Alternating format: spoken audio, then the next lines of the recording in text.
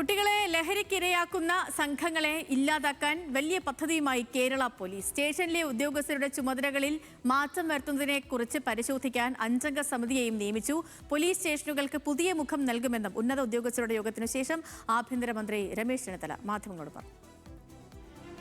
കുട്ടികളെ ലക്ഷ്യമിട്ടുള്ള ലഹരി മാഫിയക്കെതിരെ പോരാട്ടം ശക്തമാക്കുന്നതിന്റെ ഭാഗമായിട്ടാണ് കേരള പോലീസിന്റെ ഓപ്പറേഷൻ തൂഫാൻ. ലഹരി വസ്തുക്കളുടെ ഉറവിടം കണ്ടെത്തി നശിപ്പിക്കുകയാണ് ലക്ഷ്യം. കേരളത്തിന് പുറത്തുനിന്നും ലഹരി വസ്തുക്കൾ എത്തുന്ന സാഹചര്യത്തിൽ ഇത് തടയുന്നതിനായി സംസ്ഥാന പോലീസ് മേധാവി ചന്ദ്രശേഖർ മറ്റു സംസ്ഥാനങ്ങളിലെ DGPമാരുമായി സംസാരിക്കും. Operation Toofan the narco hunt എന്ന പേരിൽ ഒരു പദ്ധതി കേരള പോലീസ് ആരംഭിക്കുകയാണ്.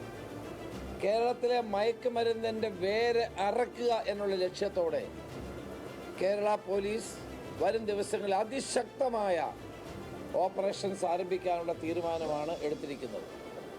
ആര് ഈ ഡ്രഗുകൾ വിൽപ്പന നടത്തുന്നു, പുകയില ഉൽപ്പന്നങ്ങൾ വിൽക്കുന്നു, അവരുടെ മേൽ കർശനമായ നടപടി ഉണ്ടാകും. പോലീസ് സ്റ്റേഷനുകളുടെ ചുമതല SIമാരിൽ നിന്ന് മാറ്റി CIമാർക്ക് കൈമാറിയത് വലിയ ബുദ്ധിമുട്ടുകൾ സൃഷ്ടിക്കുന്നുവെന്ന് പരാതി ഉയർന്നിരുന്നു. ഈ സാഹചര്യത്തിൽ ഇത് മാറ്റുന്നതിനെക്കുറിച്ച് പഠിക്കാൻ ഹെഡ്ക്വാർട്ടേഴ്സ് ADGP S. ശ്രീജിത്തിന്റെ നേതൃത്വത്തിലുള്ള സംഘത്തെയാണ് ചുമതലപ്പെടുത്തിയിരിക്കുന്നത്. പോലീസ് സ്റ്റേഷനുകളെ കൂടുതൽ പൊതുജന സൗഹൃദമാക്കുന്നതിനുള്ള നടപടികളും സ്വീകരിക്കും. പോലീസ് സ്റ്റേഷനിൽ വരുന്ന ഏതൊരു വ്യക്തിയെയും കുറ്റവാളിയായിട്ടല്ല കാണുന്നത്. അവർക്ക് പറയാൻ, ഒരു വ്യക്തി എന്ന നിലയിൽ അവർക്ക് പറയാനുള്ള കാര്യങ്ങൾ സമചിത്തതയോടെ കേൾക്കാനും അത് പരിഹരിക്കാനും പോലീസ് ഉദ്യോഗസ്ഥന്മാർക്ക് ഉത്തരവാദിത്തമുണ്ട് എന്നവരെ ബോധ്യപ്പെടുത്തി കാര്യങ്ങൾ മുന്നോട്ട് കൊണ്ടുപോകും.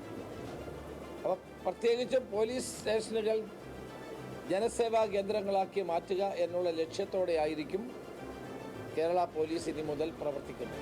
ആഭ്യന്തരമന്ത്രിയെ ചുമതല ഏറ്റെടുത്ത ശേഷം ആദ്യമായിട്ടാണ് രമേശ് ചെന്നിത്തല പോലീസ് ആസ്ഥാനത്ത് എത്തിയത്.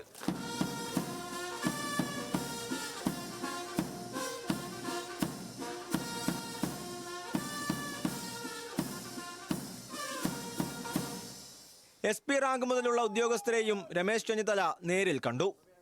ന്യൂസ് മലയാളം, തിരുവനന്തപുരം.